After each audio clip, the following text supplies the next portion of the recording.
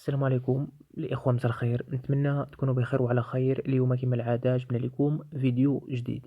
قبل ما نبداو الإخوان، بالنسبة لنا جداد اللي مازال ما اشتركوا معنا اشتركوا ويفعلوا الجرس، لايك الفيديو، شي كومنتير زوين، هادشي اللي كيخلينا نستمروا في الطريق ونبقاو نجيبوا الجديد. اليوم جبنا لكم فرص عمل جديدة في مدن مختلفة. نبداو على بركة الله. مركز النداء بمدينة أكادير يبحث عن أشخاص يجيدون التحدث باللغة الفرنسية. على المهتمين بهذا العرض الاتصال برقم الهاتف اللي غادي نخليه لكم في صندوق الوصف. والله يسر للجميع. دوزو الخدمة الموالية: ميناج وطياب. مطلوب سيدة دير ميناج وطياب. الخدمة فيها المبيت في فيلا، هادشي في مدينة بوسكورة، مدينة الدار البيضاء. الثمن 16,000 ريال سيمانة. عندها روبو يوم راحة كل 15 يوم. رقم الهاتف في صندوق الوصف. الخدمة الموالية: شركة للوجبات السريعة تبحث عن عمال بمدينة آسفي. لمن يهمهم الأمر المرجو إرسال سيرتهم الذاتية CV عبر الموقع اللي غادي نخليه لكم في صندوق الوصف.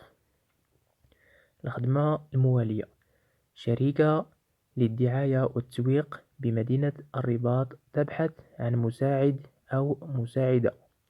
للمهتمين المرجو إرسال سيرتكم الذاتية عبر الموقع الخاص بهذه الشركة واللي غادي نخليه لكم في صندوق الوصف. الخدمة الموالية: شركة للاستيراد والتصدير بمدينة الدار البيضاء تبحث عن مدير مشروع. اللي كيهمو الأمر يصيفط السيفي ديالو البريد اللي غادي نخليه لكم، أو الموقع ديال الشركة غادي نخليه لكم في صندوق الوصف. الخدمة الموالية: وكالة للتوظيف بمدينة مراكش تبحث عن موظف أو موظفة الاستقبال.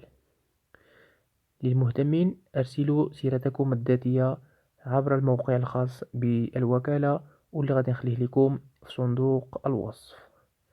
الخدمة الموالية: مطلوب سيدة دير ميناج وطياب بمدينة الدار البيضاء، وبالضبط في سيدي معروف. الخدمة فيها المبيت. ثمن 2500 درهم كل شهر، 50,000 ريال لشهر. اللي بغات تخدم في هذه الخدمة ما تقدرش تتصل برقم الهاتف اللي غادي نخليه لكم في صندوق الوصف. بالنسبة للناس اللي ما ذكرتش المدينة ديالهم يخلوها لي في التعليق مع نوع العمل. إلى هنا استودعكم الله، إلى فرصة قادمة إن شاء الله. وكنتمنى تشجعونا، تبارطاجيو الفيديو ديالنا مع أصحابكم في فيسبوك، في المجموعات وفي الصفحات، وتشتركوا معنا. بالنسبة للناس الجداد اللي مازال مشتركين يشتركوا معنا، يدعمونا باش نزيدوا القدام إن شاء الله في الطريق ونبقاو نجيبوا جديد.